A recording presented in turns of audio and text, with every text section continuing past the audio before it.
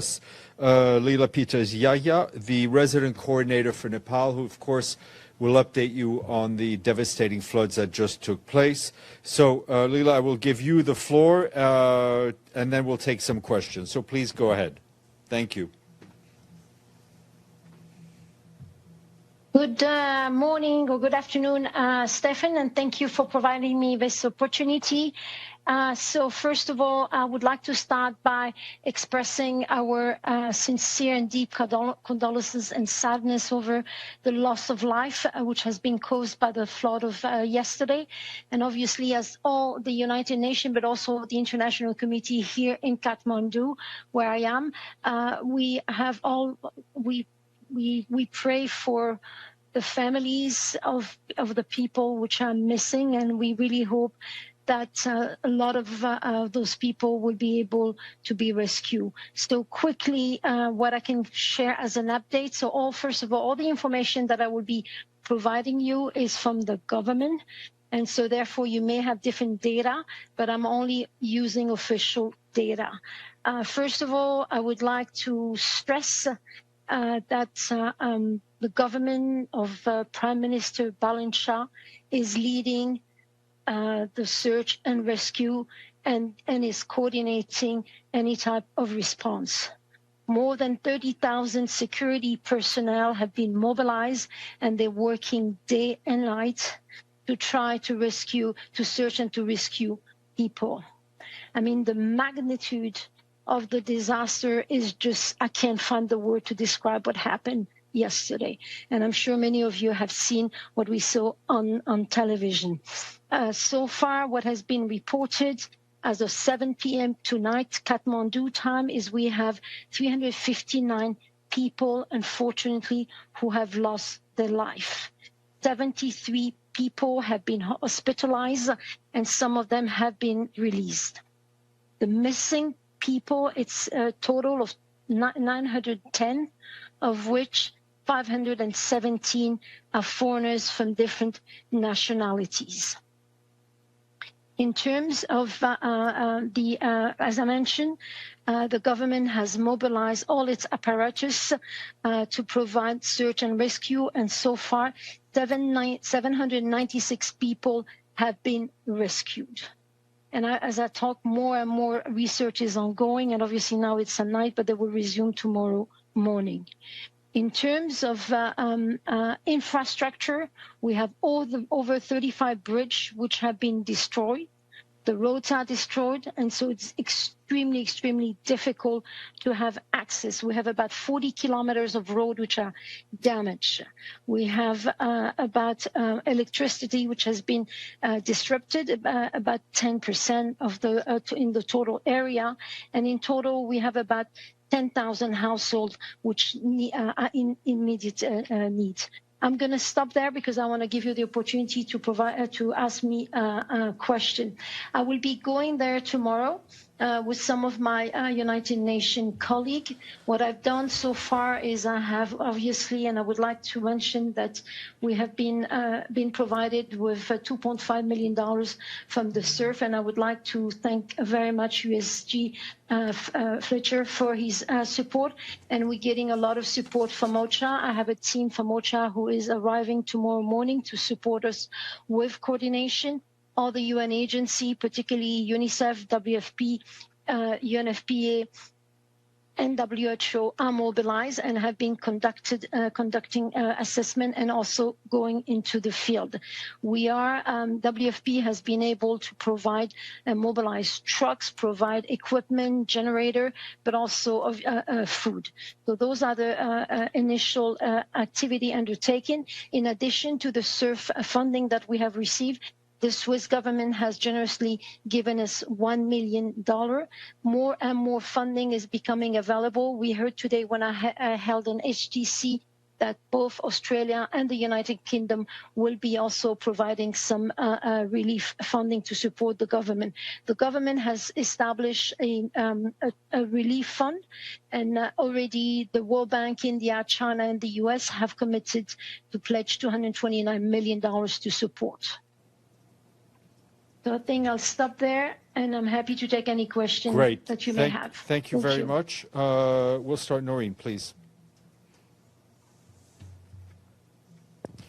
Thank you very much, Madam. My name is Noreen Hussein with IPS News. I have two questions I'd like to start with. You've mentioned that over 900 people are missing now. Can you just tell us among those, how many are children? And you've also mentioned that among those missing, over 517 are nationals from foreign countries. Can you tell us the countries that they that are from? Thank you.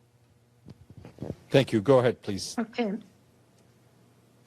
So far in terms of the 910 people, we don't have the exact number whether they were children, but so far no indication of that. However, I do want to underline that the area has an average of 7 to 8% of the total population of the district affected are children under 5. So I can't answer to that question. In terms of the foreigner, there are many nationalities, unfortunately, and if I have to go through, but I can tell you the main, we have a lot of people because this is the time of festivity in Nepal, and we have a lot of nationals from China and India who have traveled to Nepal. But we have also, as you know, this is a beautiful country, a touristic country, so we have a lot of people who come to Nepal also for trekking, and so we have a lot of other national from the United States, national from Canada, national from Australia, from the UK, but from various countries, and we have the list. The list has been provided by the Ministry of Foreign Affairs.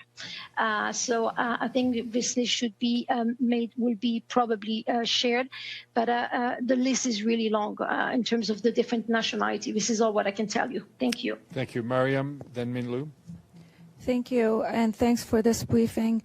I was wondering if there is another risk of flood from the blockade and the rivers or unstable glacial lakes, and also were you able to find out what the cause of the flood was? Some scientists are saying it's the climate change. Do you agree with that? Thank you. Thank you. Yes, we just the government has just issued a warning this afternoon of potential additional flood risk in the both Koshi River, and so what we have all to exercise is to be very cautious, and they have sent a warning to the population living in that area and requesting all the population to stand away from riverbanks and to go up as much as possible and to find safe places. This is the same instruction also given to relief worker, but also to tourists who might still be in the region. So we don't know. As for the reason, as you know, the government is doing an assessment, and so therefore at this moment I'm not in position to answer what are the exact causes which caused this massive flood yesterday. And we're looking into, we're looking into different data, and as soon as this information is available, I trust the government will publish it. Thank you very much. Minlu. Thank you. Yeah, this is Minlu with China Daily. And so just to mention that 359 people were dead. And among this number, is there any foreigners? And my second question is, we also heard that the weather forecast says the current region is going to be raining for the next few days. What is the biggest challenge you think is facing the rescue actions right now? Regarding your first question, no information details has been provided as yet of the nationality of the dead people. The government is, as I say, focusing on search and rescue, and they are also looking and seeking support for us to help them to do identification of the body, but also to ensure that the bodies are being stored properly, and that they will respect, will be following according to the tradition, the burial. So we don't have yet such kind of information available, but we have teams mobilized and who are working and supporting the government on this. In terms of the weather, yes, it's the monsoon, and we still have rain. We were all expecting the monsoon to be over by this time, and so I think what we usually have, and we've been having since the past 3 months, is a lot of landslides. So this is likely to happen if we have, if the rain continues. So this is part of the regular, monsoon season and the consequences. And then you probably will have more roadblocks if you have landslides. So those are the standard, if you want, impact we observe throughout the monsoon season in Nepal. Thank you. Tao Shu, then Edie. Thank you. This is Tao Shu with China Central Television. So China has said it is close communication and coordination with Nepal on the search and rescue effort, and is ready to provide emergency assistance based on Nepal's needs. Is the United Nations coordinating with China on the response? And what was the most needed on the ground right now? Okay, yes, indeed, as I said, many countries are supporting the government of Nepal. The government of Nepal is coordinating all the support. We, United Nations, of course, we are in contact with the embassy here, and we're trying to obviously coordinate as well. But the coordination, there's a coordination mechanism.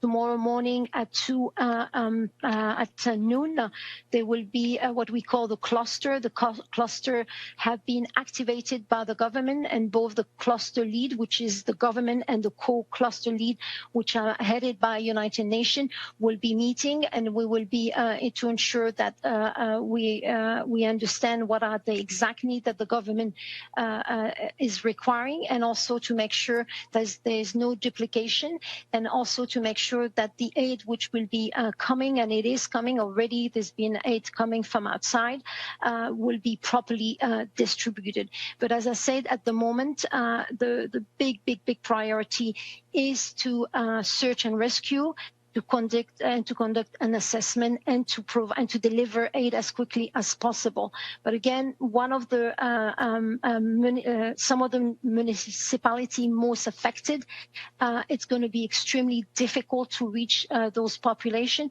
But already the government is thinking the fastest way and the quick way to reach them, to ensure that food aid and other aids is being delivered. So we're looking into different type of different type of technology, but again, there is no yet, confirmation. We're waiting for the assessment, and we're waiting to hear further from the government of Nepal. Thank you. Edie? Thank you very much, and a belated thank you on behalf of the United Nations Correspondents Association for doing this briefing. My name is Edith Lederer from the Associated Press. First, I just wanted you to clarify, in terms of coordinating aid, is the UN in charge, or is the government in charge, or is it a dual hat? And secondly, I know this is sort of an awful question to ask, but in terms of these thousands of missing people, is it believed that they are buried under a lot of mud, or could they have been washed down the river? Is there any indication? Thank you. Okay, thank you very much. As I said, the government is on the lead, and the government is coordinating. We have a cluster mechanism which has been activated by the government. And so the government has activated the cluster mechanism from its side. We, the United Nations, have activated the cluster mechanism from our side. And tomorrow at 12 o'clock, there will be a meeting with the the inter-ministerial cluster of the government and the cluster which is led by United Nations and partners. So that's on coordination, but I want to reiterate is the government of Nepal, which is leading and coordinating and telling exactly the type of needs, and they're doing the assessment, and based on the need, we are responding. And the leadership is, we have a very strong leadership from the Prime Minister of Nepal.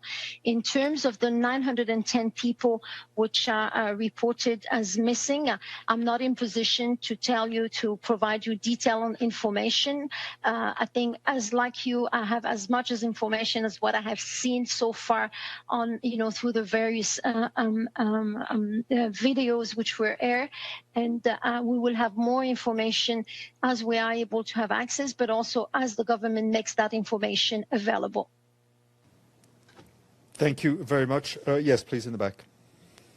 Thank you. My name is Xiao from China's Xinhua News Agency. I'm wondering how this relief work is being carried out. For example, search and rescue. Is there a border, still a border? Can the relief workers travel freely between these two countries? Thank you. Okay, thank you for your question. I'm the United Nations resident coordinator for Nepal, so our intervention are only on Nepal. Obviously, I can only speak what's happening, what I know, and the information available made to us on the side of Nepal. So we are talking about 3 districts, 1 district inside Nepal, and this is where the 13,295 security personnel have been mobilized, and they are conducting search and rescue. I do not have information what's happening on the other side of the border, as it is not in my prerogative. Thank you. Thank you very much. Noreen? A quick follow-up, ma'am, on you've mentioned in your opening remarks that about 35% of the bridges and roads have been destroyed or completely blocked off due to the landslide. I wondered if you could just tell us about what are the routes that the teams on the ground are using to reach the affected communities. Okay, so far, so you have 1 municipality where, it's impossible to reach by road, and all the aid is being delivered by the government by helicopter. So that's one area. So what we are able to do, we can travel to some of those municipalities, but the most hit municipality, we're not able to reach it using the road or using the bridges because they have fallen apart. However, the government will be deploying belly bridges. As you know, those are temporary bridges, and we understand that some member states have made those available. We will be also looking ourselves. WFP is looking to see whether those bridges could be procured by United Nations should we receive a confirmation that those are still needed. Thank you. Thank you very much. I think we're out of questions. Thank you for all your work. Please send our solidarity with your whole team and especially all the national staff members. And we hope to see you back soon to provide an update. Okay. Thank you very much, Stefan, and thank you to everybody. Have a nice end of the day. Thank you for your support. Bye. 40 seconds.